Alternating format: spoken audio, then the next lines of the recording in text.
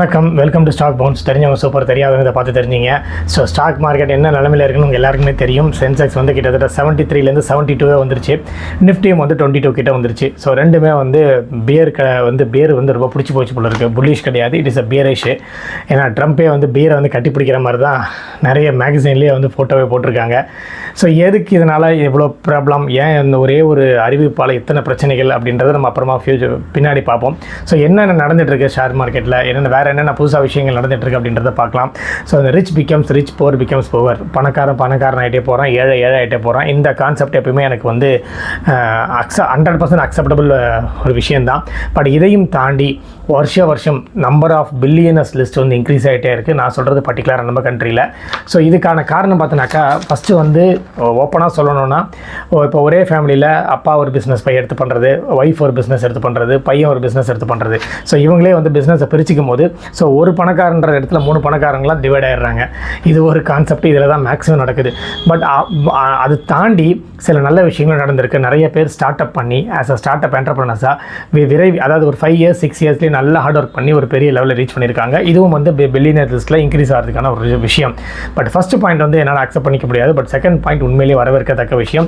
So அந்த விதத்தில் இப்போ கடந்த 10 ஆண்டுகளில் பில்லியனர்ஸ் லிஸ்ட் எவ்வளோ பேர் தான் இந்தியாவில் இன்க்ரீஸ் ஆகிருக்காங்க அப்படின்றத பார்ப்போம். 2013 1266 பேர் இருந்திருக்காங்க பில்லியனர்ஸ். 2014 1426, 2015 1645, 2016 1826, 2017 1810, 2018 2043, 2019 2208,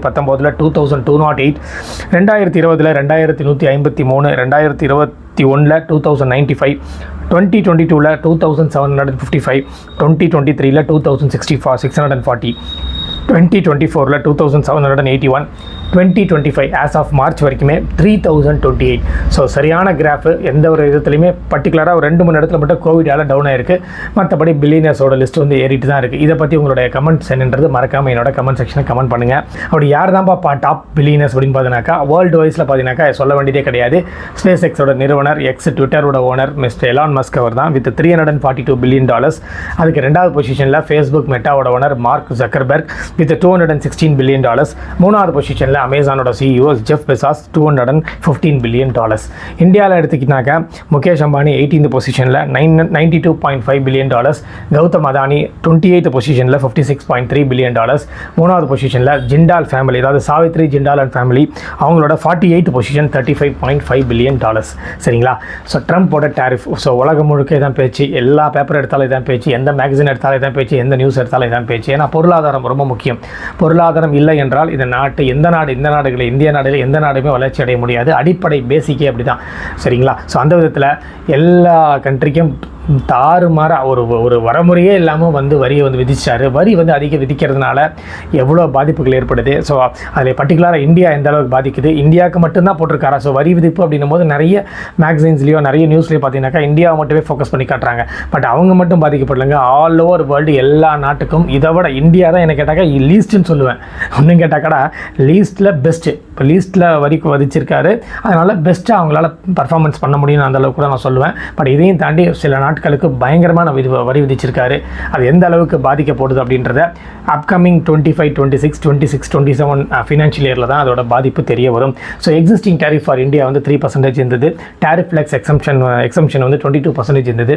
ஸோ எக்ஸிஸ்டிங் வந்து 3%, இப்போ 25% ரெண்டுத்தையும் ஆட் பண்ணிங்கன்னா ஸோ இதுலேயும் மேஜராக கெயின் ஆகிறவங்க யாருன்னு பார்த்தீங்கன்னாக்கா electronics industry, textile industry, pharma industry, rice industry.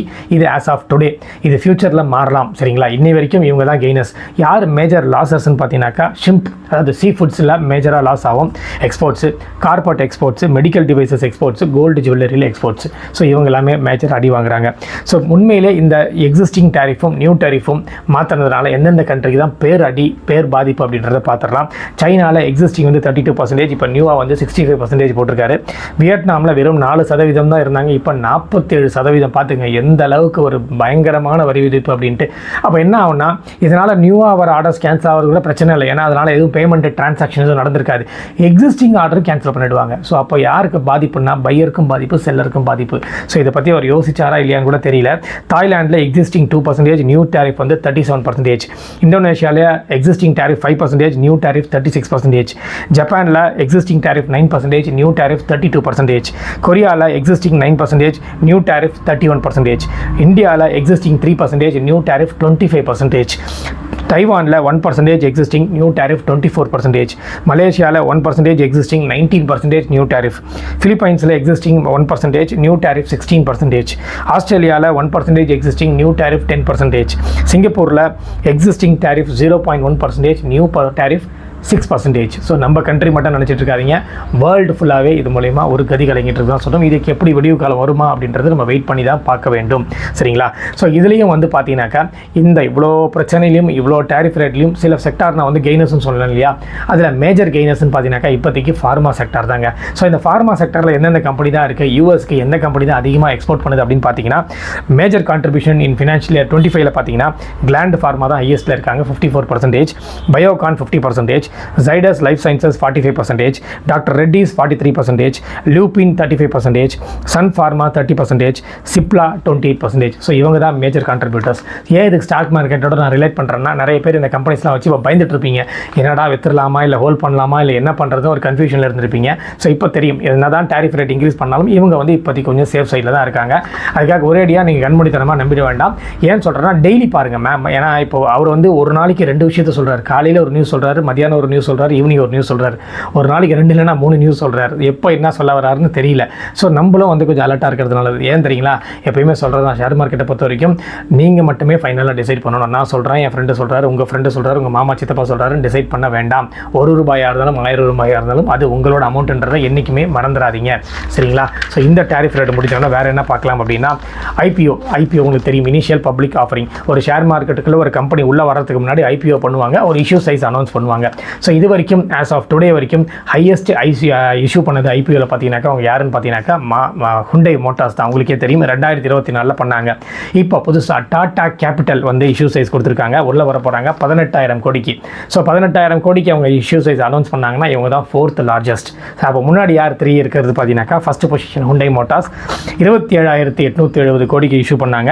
அப்போ வந்து எவ்வளோ சப்ஸ்கிரைப் ஆச்சுன்னா 2.4x டைம் சப்ஸ்கிரைப் ஆச்சு. அக்டோபர் 24 அனௌன்ஸ் பண்ணாங்க. அதுக்கப்புறம் 2வது பொசிஷனில் எல்ஐசி 21,008 கோடி 3x டைம் சப்ஸ்கிரைப் ஆச்சு. மே 22 உங்களுக்கு வந்து அனௌன்ஸ் பண்ணாங்க. 197 கம்யூனிகேஷன் 3rd பிளேஸில் இருக்குது. அதாவது பேடிஎம் உங்கள் எல்லாருக்குமே தெரியும், with 18,300 crores 1.9x times with November 21 announce பண்ணாங்க. 4th பொசிஷனில் இவங்க வந்தாங்கன்னா டாடா கேபிட்டல் வந்துருவாங்க. அதுக்கடுத்த பொசிஷன் கோல் இந்தியா 15,199 crores 15.3x டைம்ஸ் வந்து சப்ஸ்கிரைப் ஆகிருக்கு. நவம்பர் 2010 அனௌன்ஸ் பண்ணாங்க. அதுக்கடுத்தது எஸ் பேங்க் 15,000 கோடி 0.9x times July 2020. Reliance power 11,563 கோடி 73x டைம்ஸ் வந்து சப்ஸ்கிரைப் ஆகிருக்கு. பிப்ரவரி 2008 அனௌன்ஸ் பண்ணாங்க. அதுக்கப்புறம் Swiggy 11,327 crores 3.6x times November 24. அதுக்கப்புறம் general insurance corporation 11,576 crores 1.4x times October 17 announce பண்ணாங்க. சரிங்களா? ஸோ அதுக்கு அது ஒரு சூப்பரான விஷயம் பார்க்க போகிறோம். இந்த ஷிப்லாம் வந்து ஒரு ஏஜுக்கு அப்புறம் என்ன பண்ணுவாங்க, இப்போ பஸ் எல்லாம் பார்த்தீங்கன்னாக்கா ரொம்ப பழசாயிடுச்சுன்னா வேறு மாநிலத்துக்கு கொடுக்குறது, இல்லை வேறு ஸ்டேட்டுக்கு மாற்றி விடுறது, இல்லைனா இங்கே இருக்கிற பஸ் சவுத் மோஸ்ட் ரீஜன் கொடுக்குறது, சவுத் மோஸ்ட்டில் இருக்கிற பஸ்ஸை வந்து இங்கே சென்னைக்கு கொண்டு வரது, இந்த மாதிரி வந்து கவர்மெண்ட்டுக்குள்ளே பண்ணிப்பாங்க. பட் ஷிப் என்ன பண்ணோம், ஷிப்புக்கு வந்து ஒரு வரைமுறையே கிடையாது. கடல் வந்து there is no end for sea. நம்மளாக ஒரு முடிவு எடுத்துக்கிறோம், இதுதான் எண்டு அப்படின்னு கிடையாது. ஸோ அந்த மாதிரி ஷிப்லாம் பல ஆண்டுகளாக யூஸ் பண்ண ஷிப்பில் வந்து ஒரு பர்டிகுலர் ஏஜுக்கு அப்புறம் அதை வந்து உடச்சி ரீசேல் வந்து பண்ண ஆரம்பிப்பாங்க. அது உள்ளே இருக்கிற வெசில் கண்டெய்னர்ஸ் எல்லாருமே. ஸோ அதுதான் வந்து அந்த இடத்துக்கு பேர் தான் நம்ம கண்ட்ரியில் பண்ணுறதுக்கு பேர் தான் ஆலங் அப்படின்னு சொல்லுவோம். ஆலங் ALANG இது வந்து ஷிப் பிரேக்கிங் பிளேஸ் எங்கே இருக்குன்னு பார்த்தீங்கன்னாக்கா குஜராத்தில் கல்ஃப் ஆஃப் காம்பேட்டில் இருக்குது. ஸோ கடந்த 10-13 ஆண்டுகளாக நம்பர் ஆஃப் ஷிப்ஸ் வந்து பிரேக்கேஜ் ஆகிட்டு குறைஞ்சிட்டே வருது அப்படின்னு சொல்கிறாங்க. ஏன்னு கேட்டிங்கனாக்கா அந்த அளவுக்கு மெயின்டெனன்ஸ் வந்து நல்லா பண்ணுறாங்க, மேனுஃபேக்சரிங் வந்து நல்லா பண்ணுறாங்க. பட் என்ன தான் பண்ணாலுமே ஒரு பர்டிகுலர் ஏஜென்ட் இருக்குது. இப்போ பார்த்தீங்கன்னாக்கா நியூஸ் வந்து வருது, டீசல் கார்ஸு, டீசல் வெஹிக்கிள்ஸ் அதுக்கப்புறம் நீங்கள் வந்து அதை வந்து டிஸ்மேண்டில் பண்ணிடணும். அதே மாதிரி ஷிப்புக்கு வந்து ஒரு ஏஜ் இருக்குது, அந்த ஏஜுக்கு அப்புறம் அந்த ஷிப்பை வந்து டிஸ்மேண்டில் பண்ணி அதை நான் கரெக்டாக டிஸ்மேண்டில் பண்ணி அதை வந்து அந்த அயன் பார்ட்ஸு, மெட்டல் பார்ட்ஸு எல்லாமே வந்து ரீசேலுக்கு விட்டுருவாங்க. இதுக்கு ஒரு செகண்ட் ஹேண்ட் மார்க்கெட் தனியாக இருக்குது, அதை நான் உங்களுக்கு தனியாக வேறு ஒரு வீடியோவில் சொல்கிறேன். ஸோ எதுக்காக சொல்ல வரேன்னா எத்தனை ஷிப்ஸ் தான் ரீசைக்கிள் பண்ணியிருக்காங்க அப்படின்றத நம்ம பார்க்கலாம். ரெண்டாவது எந்தெந்த கண்ட்ரி தான் இதில் டாப் போஸ்ட்டில் இருக்காங்க இந்த ரீசைக்கிளிங் பண்ணுறதுல, டிஸ்மேண்டில் பண்ணுறதையும் பார்க்கலாம். 2011-12 415 ஷிப், 2013 394, 2014 298, 2015 249, 2016 275, 2017 259, 2018 253, 2019 219, 2020 202, 2021 187, 2022 209, 2023 131, 2024 125, 2025 113. வெறும் 3 மாதம் தான் இருக்குது. மேபி இது ஃபியூச்சரில் இன்க்ரீஸ் ஆகலாம், இந்த இயர் முடிஞ்சவொன்னு தான் தெரியும். ஸோ எந்த கண்ட்ரி தான் இப்போ அதிகமாக டிஸ்மேண்டில் பண்ணுறாங்க அப்படின்னு பார்த்தோன்னாக்கா ஹையஸ்ட் டிஸ்மேண்டிலிங் வந்து பங்களாதேஷ் தான் ஃபஸ்ட் பொசிஷனில் இருக்காங்க, 2வது பொசிஷனில் இந்தியா, 3வது பொசிஷனில் பாகிஸ்தான், 4வது பொசிஷனில் துருக்கி. சரிங்களா? ஸோ அதுக்கு அடுத்தது இந்த மார்க்கெட் டவுன் ஆகிட்டே இருக்கு இல்லையா, வீக் ஆகிட்டே இருக்குது. ஸோ இதை நம்ம எப்படி தான் ரெக்கவர் பண்ணுறது, உண்மையிலேயே எத்தனை நாள் தான் ரெக்கவர் ஆகணும் ஒரு பயம் இருக்கும். ஏன்னா மார்க்கெட் நீ டவுன் ஆச்சுன்னா இது எப்படா திருப்பி மேலே வரும், நம்ம எவ்வளோ நாள் தான் வெயிட் பண்ணுறதுன்னு. அது மாதிரி மேக்ஸிமம் எந்தெந்த டைமில் வீக் ஆகிருக்கு, எத்தனை நாளில் தான் ரிகவர் ஆகிருக்கு, கடந்த ஒரு 5 to 10 இயர்ஸ் நம்ம எடுத்தோம் அப்படின்னா 15 இயர்ஸ் கூட நீங்கள் எடுத்துங்களேன். ஒரு சர்வே கொடுத்துருக்காங்க, அதை நம்ம பார்ப்போம். மேபி இதை தெரிஞ்சதுன்னா இப்போ நம்ம மார்க்கெட் டவுன் ஆகும்போது நிறைய பேர் கொஞ்சம் ஃப்ரஸ்ட்ரேஷனில் இருப்பீங்க, இவங்களுக்கு கொஞ்சம் ஒரு பூஸ்டப் மாதிரி இருக்கும். ஓஹோ இன்னொரு இவ்வளோ டேஸ் தான் மேக்ஸிமம் ஆவரேஜாக இருக்குது, அப்போ இந்த டேஸில் இதுலேருந்து ஒரு +or -10 to 25 டேஸில் திருப்பியும் மேலே வந்துடும் அப்படின்னு உங்களுக்கு ஒரு ஹாப்பினஸ் கொடுக்கறதுக்காக தான் இந்த ஒரு விஷயத்தை நான் சொல்கிறேன். ரிகவர் டைம் ஃபார் மார்க்கெட், அதாவது லாஸ்ட்டாக இப்போ வீக் டேட்னா 4/12/1996 ஆச்சுங்க. அது எப்போ ரிகவர் ஆச்சுன்னா 14/7/1999 ஆச்சு. மொத்தம் 31 மாதம் எடுக்கப்பட்டது. அந்த டைமில் -41% வரைக்கும் டிக்ளைன் ஆச்சு மார்க்கெட். அதுக்கு அடுத்தது 20/10/1998 வீக் ஆச்சு. ரிகவர் எப்போ ஆச்சுன்னா 5/7/1999, 8 மந்த் தேவைப்பட்டது, கிட்டத்தட்ட 35% வரைக்கும் டிக்ளைன் ஆச்சு. அதுக்கப்புறம் 21/9/2001 வீக் ஆச்சு. ரெக்கவர் ஆனது 2/1/2004, கிட்டத்தட்ட 27th மந்த் வந்து எடுத்துக்கிச்சு, 56% வந்து தேவைப்பட்டது, டிக்ளைன் ஆயிருக்கு. அதுக்கப்புறம் 9/3/2009 வீக் ஆச்சு. 4/11/2010 ரெக்கவர் ஆச்சு. 20 மந்த்ஸ் தேவைப்பட்டது, 61% வரைக்கும் வீக் ஆயிருக்கு. 23/3/2020 வீக் ஆச்சு. 9/11/2020 ரெக்கவர் ஆச்சு. 8 மாதம் தேவைப்பட்டது, கிட்டத்தட்ட 38% வரைக்கும் டிக்ளைன் ஆயிருக்கு. ஸோ இது வந்து எப்பயுமே நடக்கிறது தான், ஒரு சைக்கிளிக் பீரியட் தான், யாரும் பயப்பட வேண்டாம், வெயிட் பண்ணுங்கள், கண்டிப்பாக மார்க்கெட் மேலே வரதுக்கு நிறைய சான்சஸ் இருக்குங்களா. ஸோ அடுத்தது நம்ம என்ன பார்க்க போகிறோம் அப்படின்னா கோல்டு அண்ட் சில்வர். எப்பயும் சொல்கிறது தான், நான் சொல்ல வேண்டியதே கிடையாது. இந்த ஏப்ரல் எப்படி இருக்குது அப்படின்னு பார்ப்போம். So gold and silver alternative for the FD RD, நீங்கள் என்னென்னலாம் சேவிங்ஸ் வச்சுருக்கீங்களோ அதை தாண்டி அப்பார்ட் ஃப்ரம் ஒரு நல்ல சேவிங்ஸ்னு பார்த்தா கோல்டுன்னு நான் எவ்ரி டைம் சொல்லியிருக்கேன். ஸோ நீங்கள் 24 கேரட் எடுத்திங்கன்னா 10 கிராம்ஸ் கோல்டு வந்து 3/4/2024 இதே மாதம் லாஸ்ட் இயர் பார்த்தீங்கன்னாக்கா 69,086 ரூபாய் இருந்துச்சு. அதே இந்த மாதம் சேம் 3/4/2025 89,983க்கு சேஞ்ச் ஓவர் ஆயிருக்கு. 1 இயரில் மட்டுமே 30.25% வந்து சேஞ்ச் ஓவர் கொடுத்துருக்காங்க. இல்லை பிரதர் எனக்கு கோல்டு வாங்க இன்ட்ரெஸ்ட் இல்லைனா சில்வர் வாங்கினீங்கன்னா 1 kgs 3/4/2024 77,594.00 இருந்த சில்வரோட வேல்யூ 3/4/2025 95,957.00 மாறி இருக்கு. 1 இயரில் 23.67% வந்து காமிச்சிருக்காங்க ரிட்டர்ன். ஸோ மோர் ஆர்லஸ் எப்பவுமே சில்வர் அண்ட் கோல்டு வந்து ஒரு ஆர்லஸ் கரெக்டாக தான் இருக்கும். மற்றபடி பிளாட்டினம் அண்ட் க்ரூட் ஆயிலுக்கு இப்போதைக்கு போக வேண்டாம். சரிங்களா? ஸோ அதுக்கு அடுத்தது நான் ஃபைனலாக முடிக்கும் போது ஒரு சின்ன விஷயத்தை மட்டும் பார்த்து முடிச்சிடலாம். உங்களுக்கு தெரியும், நம்ம சில பேர் வந்து பார்த்துருப்பீங்க, இந்தந்த செக்டாரில் நம்ம போடலாம், இந்தந்த செக்டாரில் நம்ம போட வேணாம் அப்படின்னு நம்மளுக்கு ஒரு கன்ஃபியூஷன் இருந்துகிட்டே இருக்கும். சில பேருக்கு பர்டிகுலர் கம்பெனி தெரியும், பர்டிகுலர் செக்டாரை சூஸ் பண்ணுறது கொஞ்சம் டிஃபிகல்ட்டாக இருக்கும். ஸோ அந்த விதத்தில் அந்த லாஸ்ட் 10 இயர்ஸில் எந்தெந்த செக்டார் தான் ஃபஸ்ட் ரேங்க்கில் இருக்குது, எந்தெந்த செக்டார் தான் லாஸ்ட் ரேங்க்கில் இருக்குது, இது வந்து நான் பார்க்கும்போது ரொம்ப ஆச்சரியமாக தாங்க இருக்குது. ஏன் தெரியுங்களா? இந்த செக்டார் தான் நம்பி நம்ம இந்த வருஷம் போட்டோம்னா அதே செக்டார் அடுத்த வருஷம் ஒரேடியாக டவுனில் ஆகிடுது. இப்போ நான் சொல்கிறேன் உங்களுக்கு ரிஸ்ட்டு நீங்களே பார்த்து உண்மையிலே ஆச்சரியப்படுவீங்க. 2015 ஃபஸ்ட்டு பிளேஸில் ஃபார்மா செக்டார் 9.5% வந்து க்ரோத் காமிச்சிருக்கு. வேறு லாஸ்ட் பொசிஷனில் மெட்டல்ஸு -32.2% வந்து க்ரோத் காமிச்சிருக்கு. 2014 ஃபஸ்ட்டு பிளேஸ் அப்படியே ரிவர்ஸில் ஆயிருக்கு. மெட்டல் வந்து ஃபஸ்ட்டு பொசிஷனில் வந்திருக்கு 44.9% க்ரோத்து. 9th பொசிஷனில் ஃபார்மா அப்படியே ரிவர்ஸ் ரிவர்ஸ் ஆயிருக்கு -14.3%. இப்படி இருந்தால் எதை நம்பி தாங்க போடுறது? இதுதான் ஷேர் மார்க்கெட்.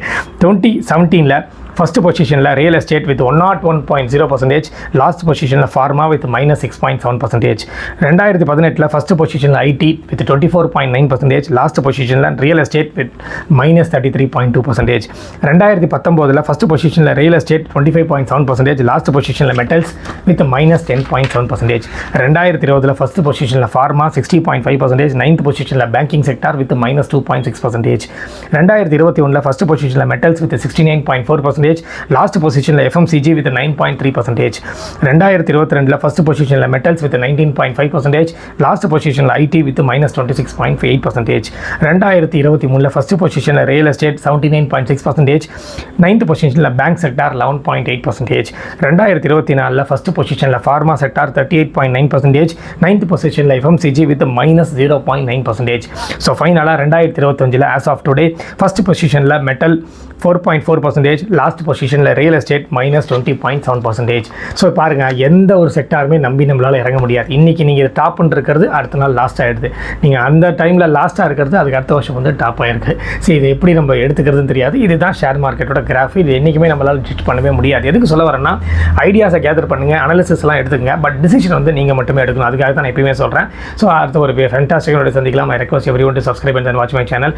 எந்த ஒரு விஷயமா இருந்தாலும் கமெண்ட் செக்ஷனில் சொல்லுங்கள். நான் கண்டிப்பாக 1 வீக்குள்ளே ரிப்ளை பண்ணுறேன். அடுத்தது ஒரு ஃபேண்டாஸ்டிக்கோட சந்திக்கலாம். நன்றி, வணக்கம்.